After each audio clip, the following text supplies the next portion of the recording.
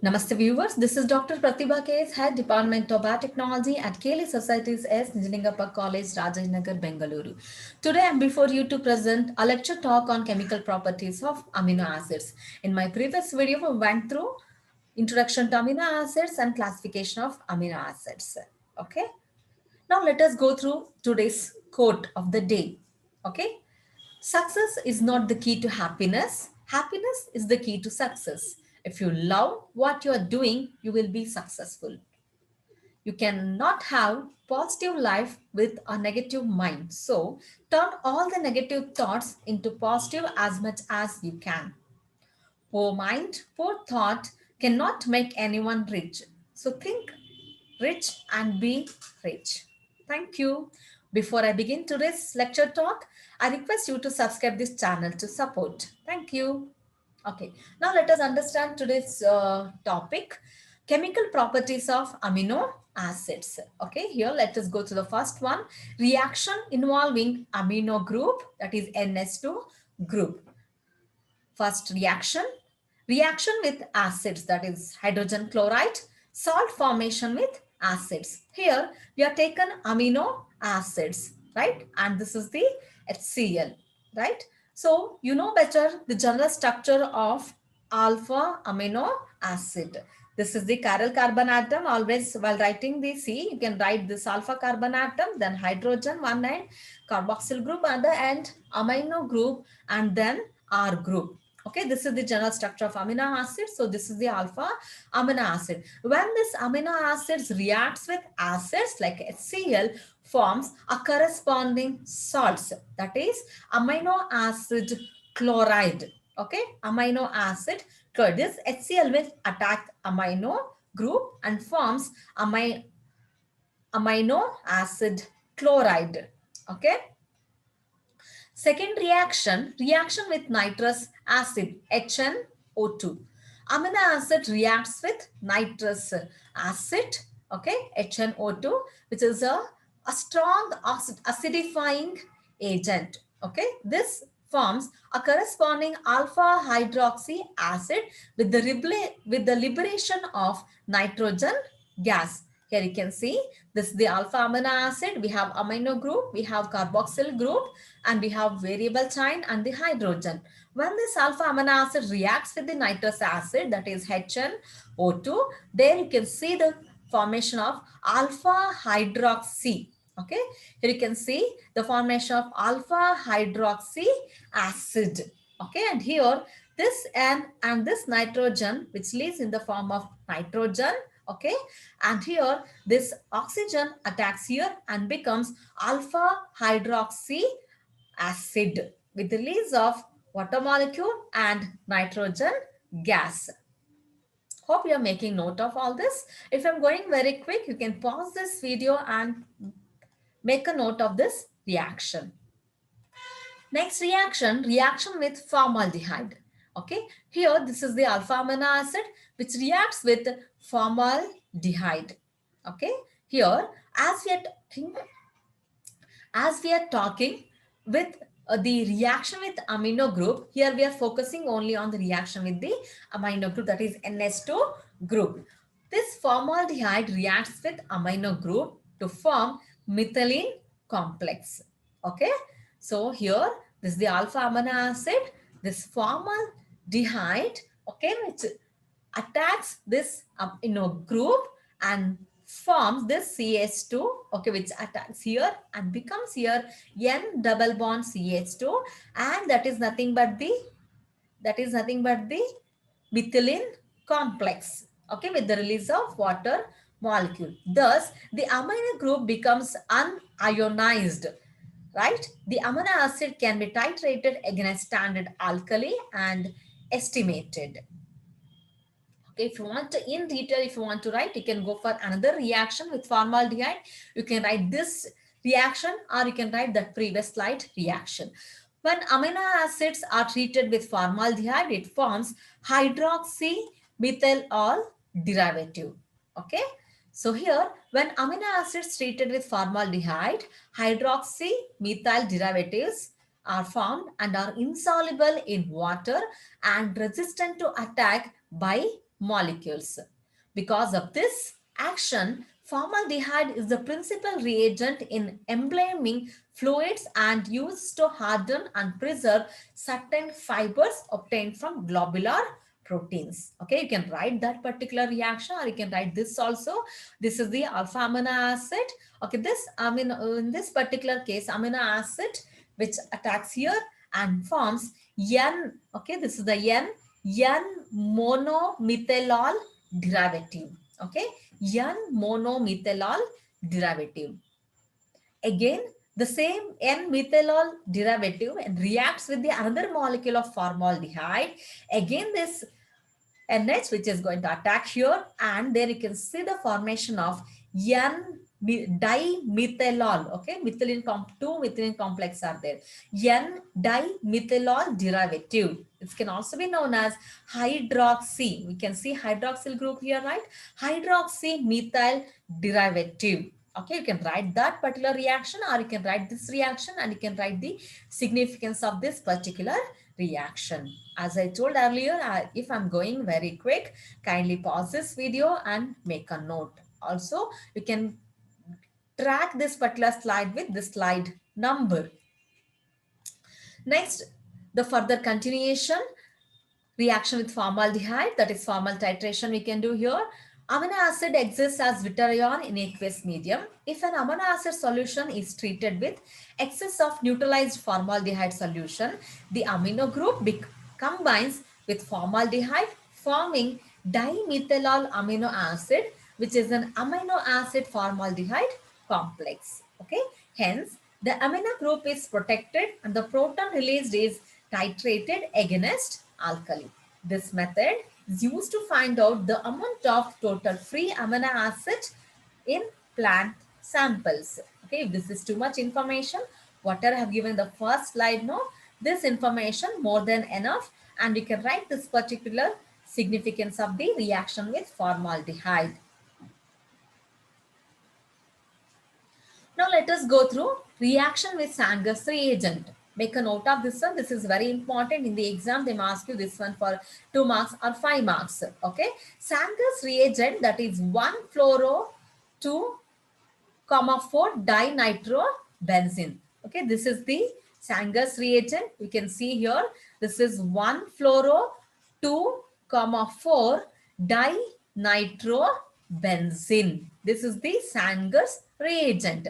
This Sanger's reagent reacts with free amino group in the peptide chain in a mild alkaline medium under cold conditions. Okay, and becomes dinitrobenzene amino acid, which is yellow in color. It means amino acid reacts with 2,4 dinitrofluorobenzene to give a yellow color derivative, that is 2,4, that is 2, this is 2,4 dinitrophenylamine, okay, with the release of hydrogen fluoride. Hope you're able to understand here. This is the general structure of the amino acid, where you could see the amino group. As we are dealing here with the reaction with amino group, so the reaction can be seen only with the amino group. This is the amino group, hydrogen, carboxyl group, and the R group. And this is the FDNB, Sanger's reagent.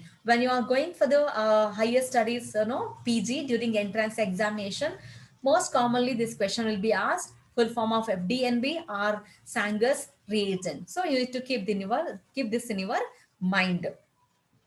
Okay, here when this amino acid and Sanger's reagent reacts, that time hydrogen fluoride release will happen, and then you can see the formation of 2,4 dinitrophenylamine can be seen. So this is about the Sanger's reagent. Next, further, if they ask for 5 marks, you can elaborate like this. FDNB, that is 1-fluoro 2,4. This is comma, okay, 2,4 dinitrobenzene reacts with amino acid to produce yellow colored derivative, okay. And this Sanger's reagent is used to determine N-terminal amino acid, because Sanger's reagent condenses with the free amino group in alkali medium. Okay, so what I mentioned, this is the significance of the Sanger's reagent.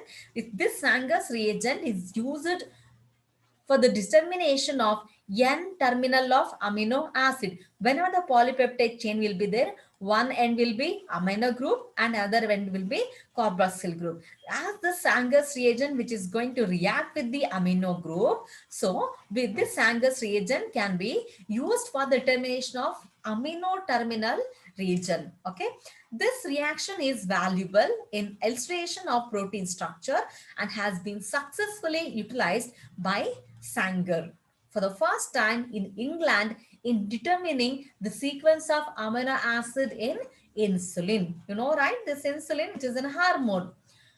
Frederick Sanger established the primary structure or demonstrated the structure of insulin for the first time. Okay, and he was awarded a Nobel Prize in the year 1958. Okay, this insulin was given by the Frederick Sanger in the year, I think, 19 not one, I think. Okay, this was given by the Frederick Sanger insulin whole structure, and for that particular is work, he got the Nobel Prize in the year 1958.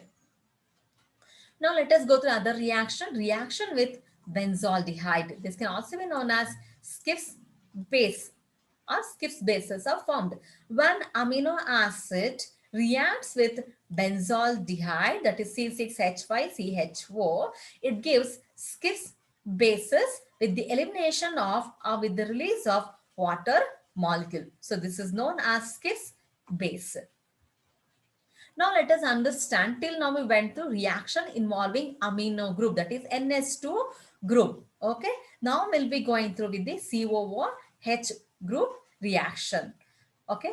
Reaction involving COOH group, that is from esters with alcohol, salts with bases will form, with ammonia corresponding amides can be seen in this particular reaction involving with the COOH group. So the first one is reaction with alkalis, that is salt formation.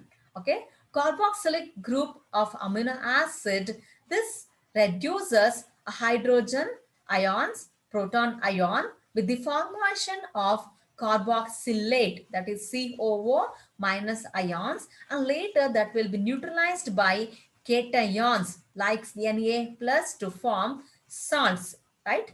Here amino acid reacts with, hope you understood this one, carboxylic group of amino acid reduces hydrogen ions, that is proton ion, with the formation of carboxylate. When they become carboxylate, there you're going to see the presence of negative charge, that is COO minus. Once they become COO minus, later that will be neutralized by a cations like Na plus. Okay, plus plus will not accept, even negative negative, only minus and plus which attract with each other, and this Na plus which reacts with this CO minus, and there you can see the neutralization, okay, by the cations like Na plus to form salts.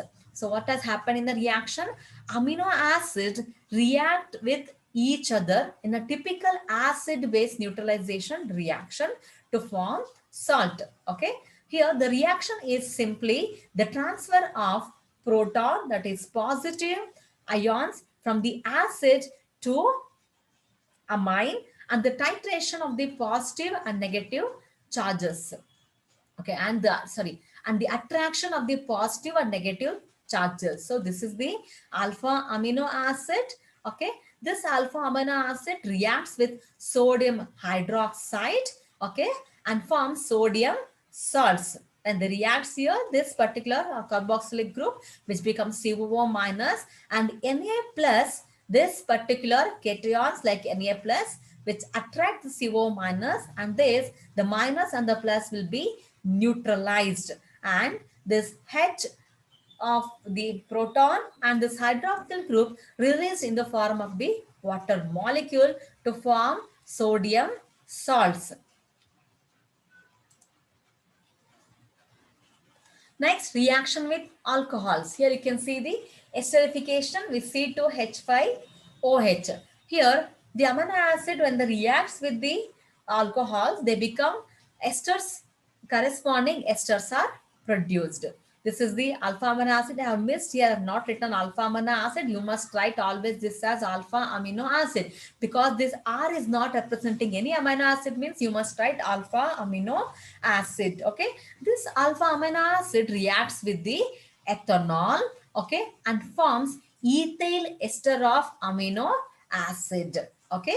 Here what is the same thing will be happening. Here this ethanol C2H5 which is going to attract the COO minus and H will be released in the form of one proton from the carboxyl group and hydroxyl from the alcohol. They release in the form of the water molecule to form ethyl ester of amino acid. Okay. Now the next one is decarboxylation. Amino acids undergo decarboxylation to produce corresponding amines. Okay. The term decarboxylation usually means replacement of carboxyl group with the hydrogen atom. Here decarboxylation happens. This is the amino group. Okay. This amino group which undergoes decarboxylation to produce corresponding amines. Okay, you can see this as the corresponding amines with the release of carbon dioxide. Common biosynthetic oxidative decarboxylations of amino acid amines are tryptophan to tryptamine, phenylamine to phenyl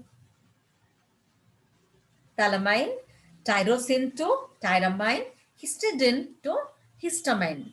In the exam, usually they'll ask like reaction involving COH group or reaction involving amino group, or specifically they may ask you Sanger's reagent, okay, or like decarboxylation, they may ask you, okay. Now, one of the most important reaction, okay, now let us go to that is ninhydrin reaction. This one also you may get in the practical examination and also in your theory examination for 2 marks or 5 marks. Reaction involving both carboxylic acid that is COH and amino group that is NH2. Okay. Now let us understand what is this ninhydrin reaction or ninhydrin test. 1 ml of ninhydrin solution is added to a 1 ml of protein solution and heated. The formation of violet color, okay, or blue color indicates the presence of alpha amino acid. Okay, some of the books they have mentioned violet or even blue or even the purple. Okay, somewhat almost similar color can be seen. Amino acids undergo a unique reaction with ninhydrin among and the products of this reaction is the purple colored amino this here purple colored immuno derivative. Okay, this provides a useful color test for the amino acids, most of which are colorless. Okay, a common application of the ninhydrin test is the visualization of amino acids in a paper chromatography. Okay, this is very, very important. Kindly focus here. This ninhydrin is a colored reaction.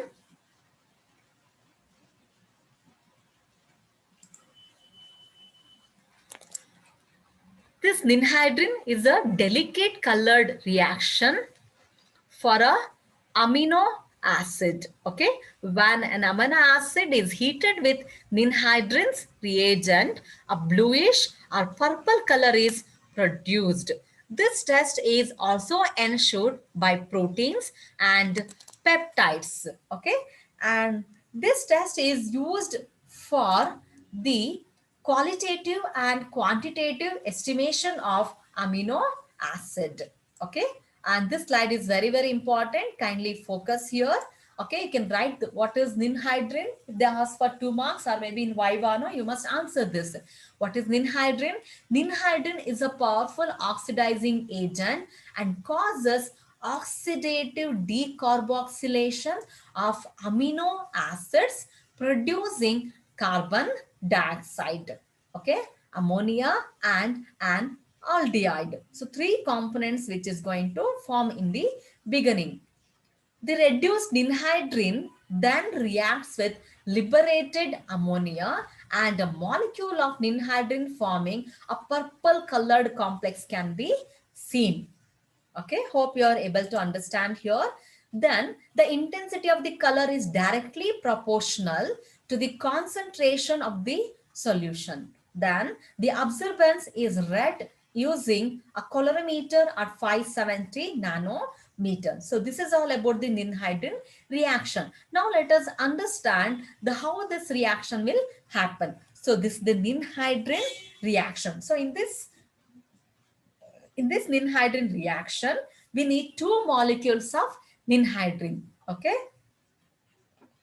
So this is the first molecule of ninhydrin. Ninhydrin, the structure you can easily write. You can write this particular structure. Ninhydrin here, double bond O, double bond O, and this side OH and OH. So this is the one molecule of ninhydrin, and another molecule of ninhydrin I have written here. There's a one molecule of ninhydrin which reacts with amino group. Okay, in this particular amino group, when they react, here R is missing. Okay, here R is missing. You just make a note. In the amino group means always you can keep in mind carboxyl group, and here the amino group, and this is the CH group. Here you need to add the amino group. One second, let me add here.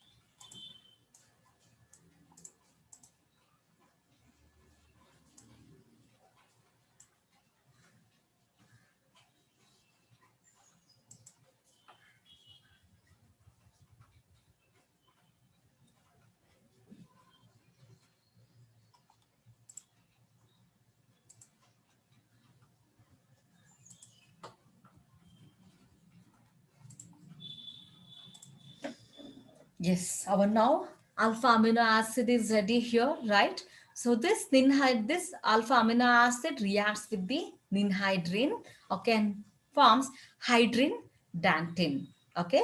In this case, what has happened here? This ninhydrin, which is a powerful oxidizing agent, which causes oxidative decarboxylation of amino acids. Okay, here you can see this becomes RCHO. Okay, this becomes RCHO, one of the oxygen group which attacks to the alpha carbon atom and becomes RCHO. Okay, you can see here the aldehyde RCHO, and this NH2 which release in the form of leaves in the form of NH3. Okay, and this COO which leaves as a carbon dioxide, CO2, right? So ninhydrin, it is a powerful oxidizing agent, causes oxidative decarboxylation of amino acids, producing carbon dioxide, ammonia, and aldehyde. Okay, here when this oxygen molecules attacks here, this becomes RCHO, which is the aldehyde. Aldehyde group will form, okay, and remains in the ninhydrin.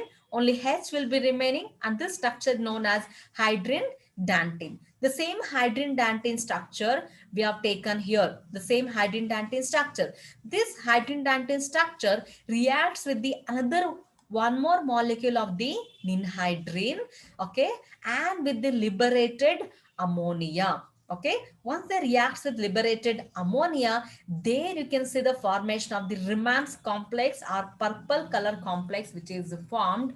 Okay, that particular color will be red at 570 nanometer. Okay, so Here you can see the reaction with ninhydrin reagent for triketohydrin hydrate. This can also be known as triketo. 1, 2, 3. Triketohydrin hydrogen hydrate. So this is all about the ninhydrin reaction. Hope you understood here.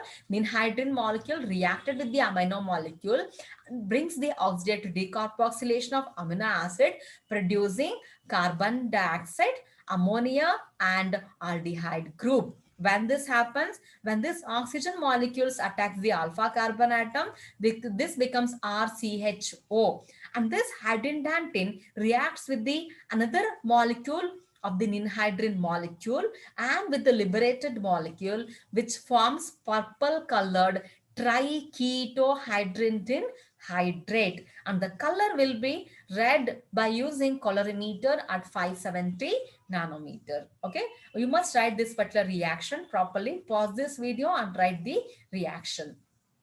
If you want in detail, again, let us go through step by step. Okay. For step 1, ninhydrin, which can also be known as, that is indane 1, 2, 3 trione hydrate. Okay, is a powerful oxidizing agent and causes oxidative decarboxylation of alpha amino acids, producing carbon dioxide, ammonia, and an aldehyde group with one less carbon atom than the parent amino acid. This ninhydrin can also be known as triketohydrin hydrate. Triketohydrin hydrate. Okay, this is the ninhydrin. When this ninhydrin reacts with the alpha amino acid, what happens? That brings the decarboxylation, right? This oxygen molecules which attacks the alpha carbon atom and that forms aldehyde, that is RCHO, that is RC double bond OH, right? And also responsible for the decarboxylation, right? With this particular proton attacks amino group and becomes NH3. Okay, and here you can see the release of carbon dioxide. This reaction is very sensitive reaction and is used for amino acid and amino acid identification. When amino acids or amino acid reacts with ninhydrin molecule, it gives color. Okay, that color will be red by using the colorimeter. When it gives purple color, that is Romance complex, the unknown sample is amino acid. Okay, which have primary amine, that is NH2, or if it gives yellow color, the unknown sample is amino acid, that is NH. Hope you're able to understand here. I made myself crystal clear. Okay, kindly pause this video and write this particular reaction in your notebook. Here, step 2, the reduced ninhydrin, that is hydrindantin, the reduced ninhydrin reacts with liberated ammonia and another one molecule of ninhydrin, forming blue purple colored remnants complex, right? So this is the hydrindantin. Okay, this hydrindantin, when reacts with the one another molecule of ninhydrin and the liberated ammonia was there in the step 1, no, that is NH3. This particular hydroxyl group of hydrindantin which reacts with the ammonia, okay, and this proton will shift here to become hydroxyl group. Okay, and here the hydroxyl group of ninhydrin molecule reacts with the liberated ammonia, both the hydroxyl group, and with the release of 3 water molecule, you can see the formation of blue or purple colored remains complex. Okay, so 3 molecules of water molecules are removed here. The left is N, that is 1 nitrogen and 2 hydrogen bonds can be seen, and here 1 hydrogen bond, and this complex is known as Remans complex, a diketohydrin hydrin diketohydrin amine can be said. That is, in short, we can say Remans complex, which is blue or purple colored Remans complex with the release of 3 water molecule. Kindly make a note of this one. Pause the video and please make this particular reaction in your notebook. Next, reaction involving R group or side chain. Okay, when a solution of protein is reacted with alkaline copper sulfate solution, that is CuSO4, provides cupric copper ions, Cu2 plus ions, which is a biurate reagent. Okay, and NaOH, which is the alkaline, this NaOH which is going to provide the alkaline condition. So in condition, okay,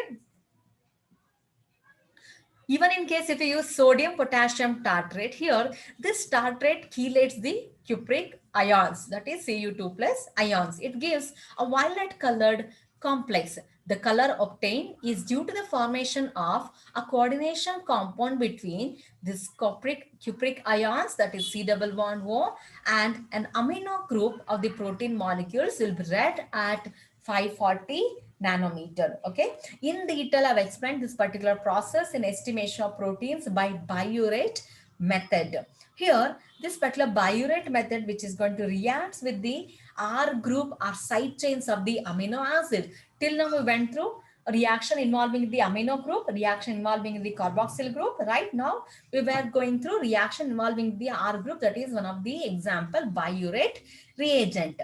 Here, the color deepens as the number of peptide bonds is increased and the proteins produce a deep blue violet color due to the formation of coordination complex. Okay, this reaction is widely used in biurate reaction, okay, for both qualitative analysis and quantitative analysis of proteins or polypeptide. Hope you understood here the estimation of protein, estimation of this particular peptides, amino acids, okay, that's proteins, can be done by using this particular biurate reaction. In this method, CONH group of protein interact with copper sulfate with cupric ions in alkaline condition to give a violet solution. Then the absorbance will be read at 540 nanometer against a suitable blank. Okay. This is based on the fact that the violet color appears when a protein or tripeptide is treated with sodium hydroxide and dilute copper sulfate. It means to perform this biurate experiment, you need protein molecules or minimum tripeptide is required. Okay. The color is due to the formation of a complex of cupric ions with one or two peptide bonds and of many other kinds of structures. This name to the test is given due to the formation of color similar to that formed between the copper and biurate. Okay, here you can see the formation of the biurate complex can be seen here. This is cupric ions. Okay, this is the cupric ions. The protein molecules can be seen. C double bond O, NH peptide bond. Again, C double bond O, NH peptide bond. Here, the cupric ions formation which gives the color to that particular solution. Okay, that is NH2, CO, NHCO, NH2. Okay, which is giving the color to that particular solution, and that color will be measured at which particular nanometer. We are measuring that at 540 nanometer. So this is about the biurate test or biurate reagent. So this is the biurate reagent. Okay, here, this biurate reagent, which forms the cupric ions complex, okay, with the peptide bond, that is C double bond with NH.